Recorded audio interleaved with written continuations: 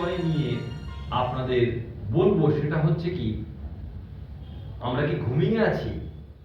আমাদের অনেকের অভিজ্ঞতা আছে, যখন ভোরবেলায় আমরা অ্যালার্ম দিয়ে উঠবার জন্য প্রস্তুতি নিয়ে থাকি আগের দিন রাত্রিবেলায়, কিন্তু ভোরবেলায় যখন আমাদের অ্যালার্ম বেজে থাকে আমরা কি করি? আমরা স্নুজ যে বাটনটা থাকে সেটা চেপে দিয়ে অ্যালার্মটাকে বন্ধ করার চেষ্টা করি। তাই আজকের আমার বিষয় হচ্ছে, আপনি কি এখনো ঘুমিয়ে আছেন? একটা অদৃশ্য যুদ্ধ চলছে আমাদের আশেপাশে, এবং তাই আমাদের জেগে উঠতে হবে। শত্রু, শয়তান, দিয়াবল সে কি করছে? আমাদের বিরুদ্ধে, জগতের বিরুদ্ধে, মনোনীতদের বিরুদ্ধে যাওয়ার জন্য চেষ্টা করছে। আর সেই কারণে এই অ্যালার্ম বাজানোর সময় এসে গেছে। দুঃখের বিষয় হলো, আজকের অনেক বিশ্বাসী এবং মণ্ডলী কি করছে? তারা ঘুমিয়ে আছে। কম্বল টেনে ঠান্ডার সময় আমরা কি করি? চাপা দিয়ে আরো ভালো করে ঘুমাই। দেরি হয়ে গেছে, আর তাই দেরি হয়ে যাওয়ার আগেই আমাদের উঠে পড়া প্রয়োজন। সেই বিষয়ে আমি আপনাদেরকে বলতে চাই। আমি আপনাদেরকে বলবো, যদি আপনার কাছে শাস্ত্র বা বাইবেল আছে তাহলে আমার সঙ্গে খুলবেন। এখানে লেখা আছে রোমীয় তার 13 অধ্যায় 11 থেকে 14 পদে এখানে বলা হয়েছে, আর এরূপ করো, কারণ তোমরা এই কাল জ্ঞাত আছো।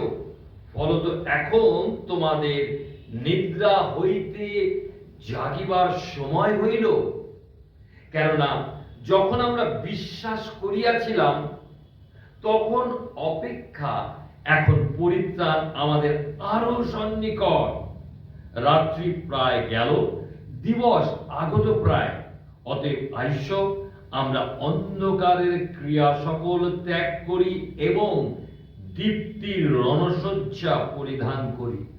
আইস, রঙ্গরসে ও মত্ততায় নয়, লম্পটতায় ও স্বেচ্ছাচারিতায় নয়, বিবাদে ও ঈর্ষায় নয়, কিন্তু দিবসের উপযুক্ত শিষ্টভাবে চলি। শেষ পদ কি লেখা আছে? কিন্তু তোমরা প্রভু যীশু খ্রিস্টকে পরিধান করো, অভিলাষে পূর্ণ করিবার জন্য নিজ মাংসের নিমিত্ত চিন্তা করিও না। আমরা ধন্যবাদ দিই যে আপনারা নিয়মিত আমাদের এই চ্যানেল থেকে যে ভিডিওগুলো আপনাদের কাছে পাঠানো হয় তা শুনে থাকেন। যদি আজও আপনি নতুন একজন শ্রোতা অথবা অনেক দিন ধরে শুনছেন কিন্তু আমাদের চ্যানেলটি সাবস্ক্রাইব করেননি, নিশ্চয়ই করে এখনই আপনি সাবস্ক্রাইব করুন এবং বেল বাটনটা নিশ্চয়ই করে চেপে দেবেন, এবং তারপরে আপনাকে অল এইটা প্রেস করতে হবে। তাহলে দেখবেন আমাদের সমস্ত ভিডিও যেগুলো আমরা তৈরি করে থাকি প্রতি রবিবার, সেগুলো আপনার কাছে পৌঁছে যাবে বা তার ইন্টিমেশন, তার খবর আপনি পাবেন। আর আরেকটা অনুরোধ করব, নিশ্চয়ই করে আপনি এই যে শিক্ষাগুলো আপনি শুনছেন বা শুনে থাকেন তা অন্যকে ফরওয়ার্ড করবেন, যেন তারাও জানতে পারে। আমি আপনাদের কাছে একটু আগে রোমীয় তার 13 অধ্যায় 11 থেকে 14 পদ পাঠ করেছি। আপনি কি বলতে পারেন ঈশ্বরের ঘড়িতে এখন কটা বাজে? আপনি হয়তো বলবেন আমি জানি না। প্রিয় ভাই বোন, উত্তর একটাই, ঈশ্বরের ঘড়িতে হচ্ছে জাগবার সময়। সম্ভবত আমাদের ধারণার থেকেও আমাদের অনেক বেশি দেরি হয়ে গেছে।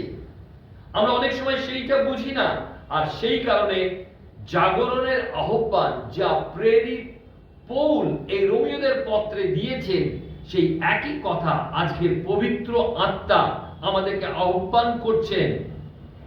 অ্যালার্ম ইতিমধ্যেই বেজে গেছে, তাই আমাদের শুয়ে থাকার সময় নেই। আমি আপনাদেরকে 3টি বিষয় বলতে চাই।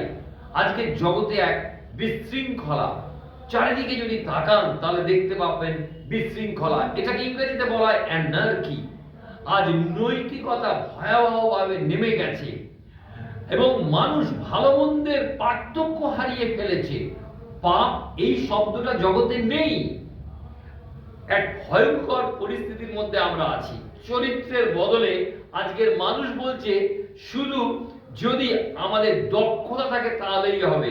দক্ষতাকে গুরুত্ব দেওয়া হয়েছে, চরিত্রকে নয়। সেই জন্য দেখবেন অনেকে অনেক বড় বড় কিছু করছেন, দেখাচ্ছেন, সে সিনেমা জগতে হন বা খেলার জগতে, কিন্তু তাদের চরিত্র শেষ হয়ে গেছে। মনে করুন খুব ভালো খেলেন কিন্তু ড্রাগ এডিক্ট, খুব ভালো সিনেমা করেন কিন্তু মদ্যপায়ী। একই ব্যাপার হতে পারে একজন রাজনীতিবিদের ক্ষেত্রেও। তাই আমি বিশেষ করে বলতে চাই, যেমন রাতে আগুন লাগলে যদি আমরা সবাই ঘুমিয়ে থাকি, প্রহরীও যদি ঘুমিয়ে থাকে, কেউ যদি অ্যালার্ম না বাজায়, তাহলে কি ঘটবে? সর্বনাশা। আমরা এরকম দেখেছি কোন একটি হসপিটালে কলকাতা শহরে ঘটেছিল।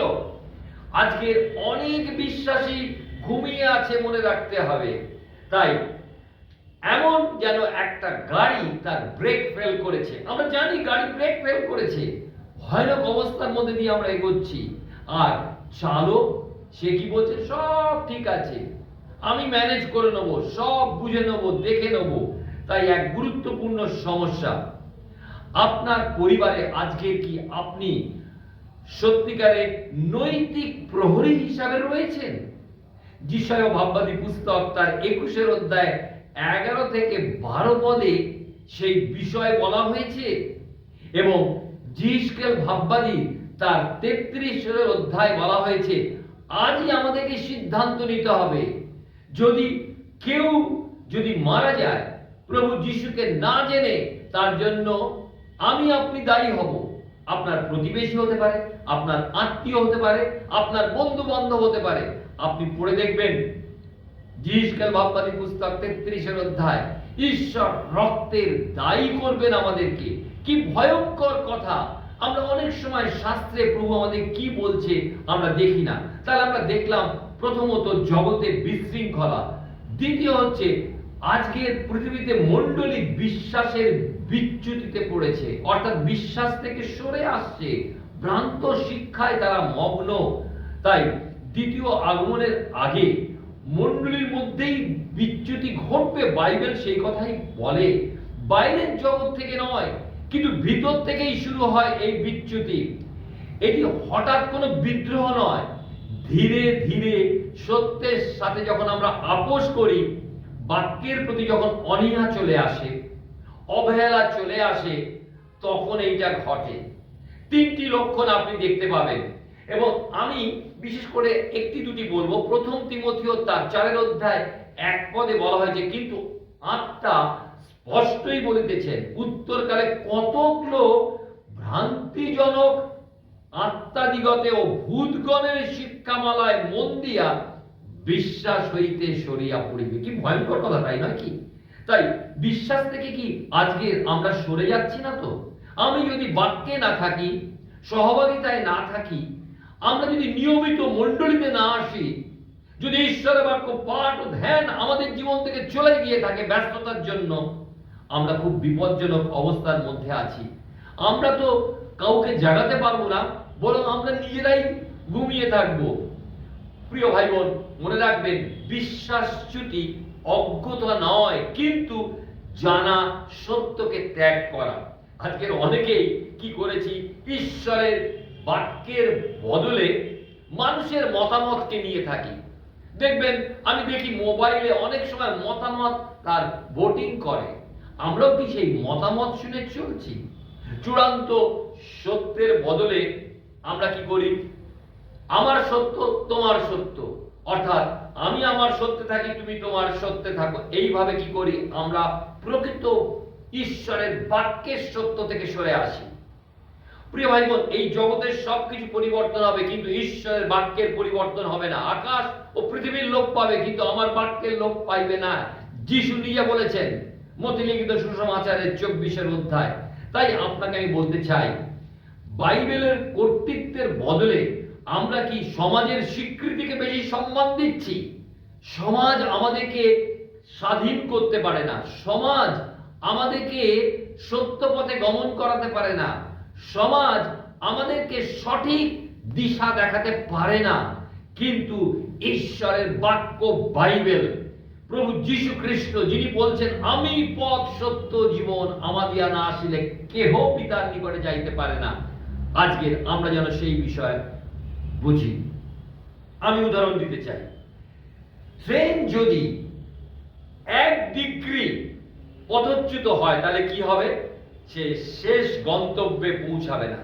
আমরা অনেকে বুঝতে পারছি না আমাদের শেষ গন্তব্য হচ্ছে আসল যে গন্তব্যে পৌঁছাবার জন্য ঈশ্বর আমাদেরকে আহ্বান করেছেন, সেই গন্তব্য থেকে যদি আমরা সরে যাই, মণ্ডলী যদি সামান্য বাক্য থেকে সরে যায়, তাহলে মনে রাখবেন একদিন সুসমাচার থেকেই আমরা সরে যাব, সত্য বাক্য থেকে সরে যাব।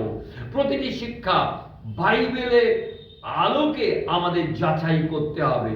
লোকে যখন কিছু বলে তখন আপনাকে ঈশ্বরের বাক্যের আলোয় দেখতে হবে সেটা সঠিক কিনা। শয়তানও অনেক ধরনের বাক্য মণ্ডলীর মধ্যে নিয়ে আসতে চায়। সেই জন্য দেখবেন কাল্ট গ্রুপ বা ভ্রান্ত শিক্ষকরা আজকে ঢুকে পড়েছে একটু একটু করে।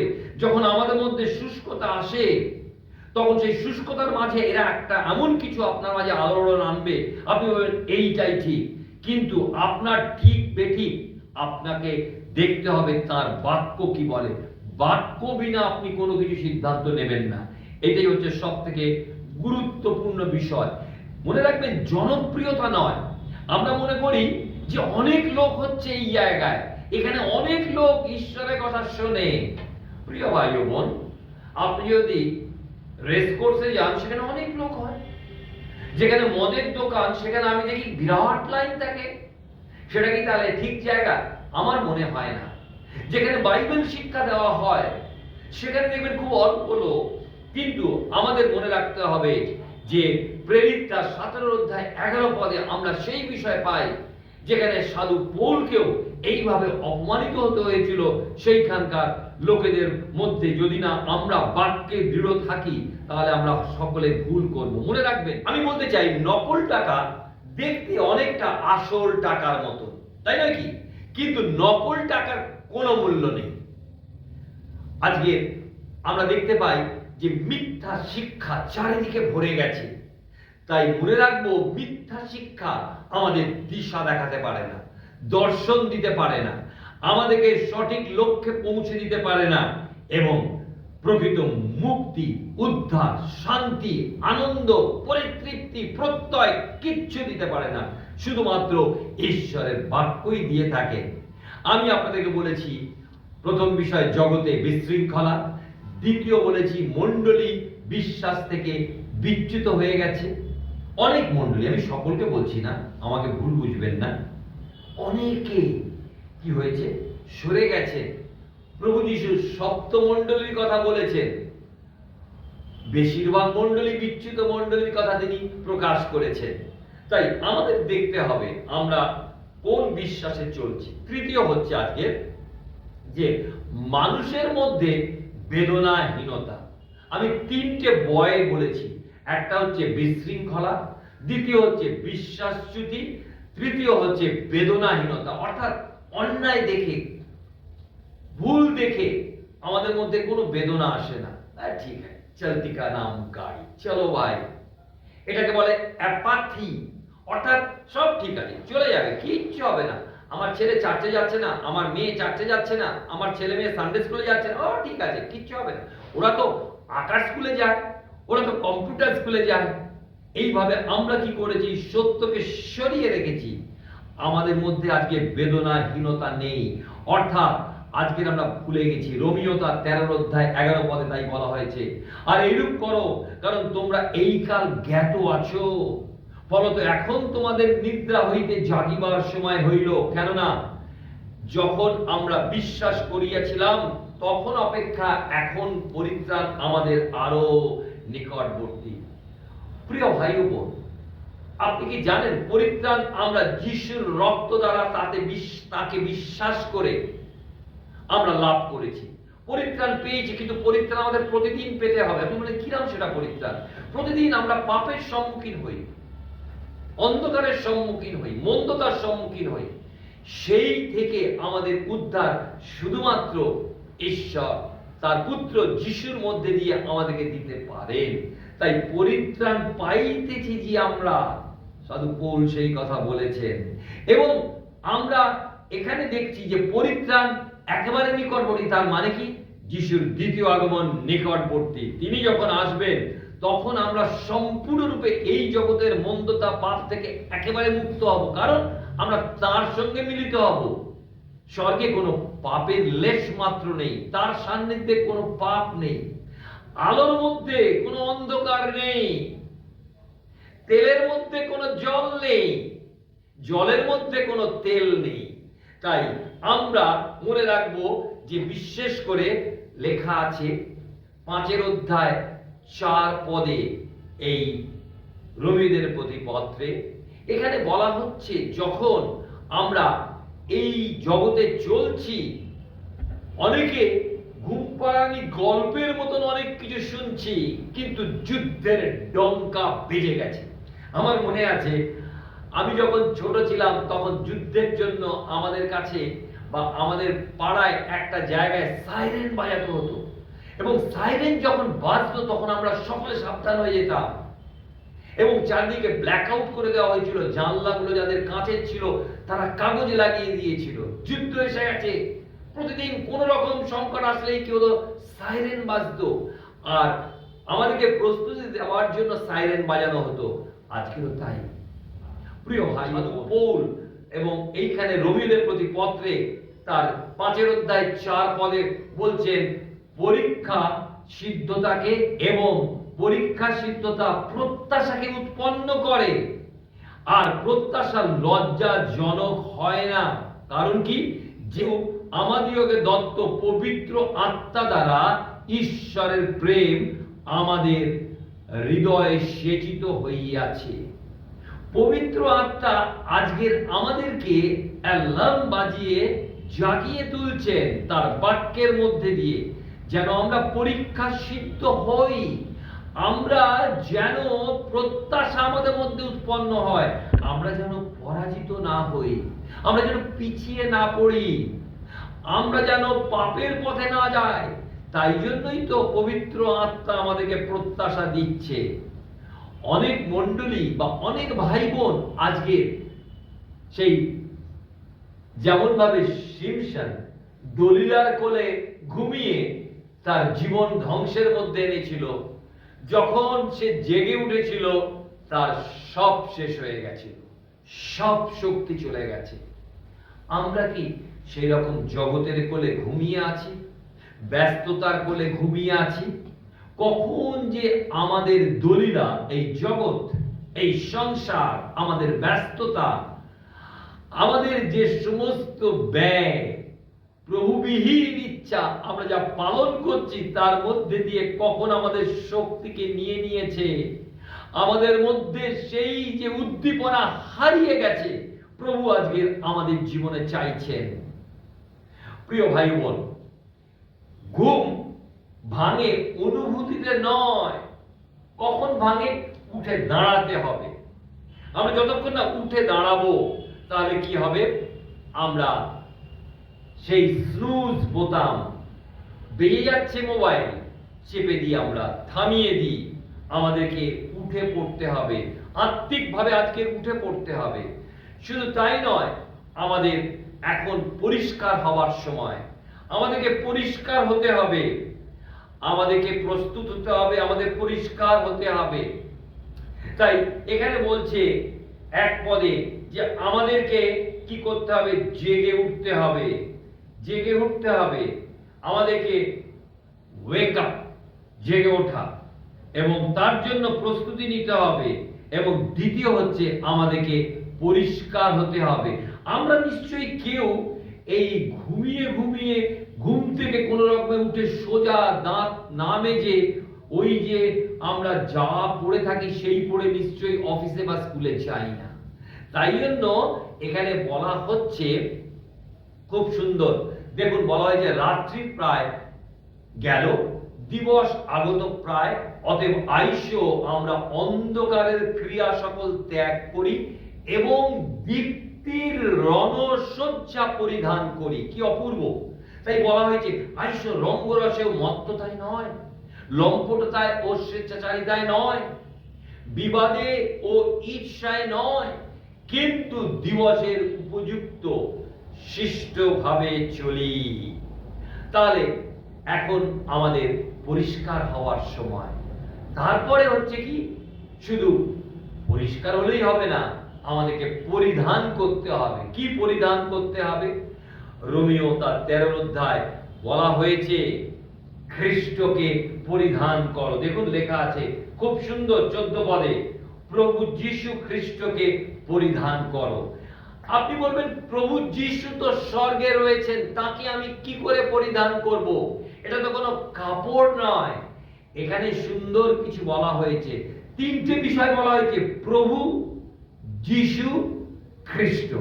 তাহলে প্রভু, তিনি আমাদের যদি প্রভু হন, মালিক হন, রাজা হন, তার কর্তৃত্ব দিক নির্দেশকে আমাদের পালন করলেই আমরা তার বস্ত্র আমরা পরে থাকব।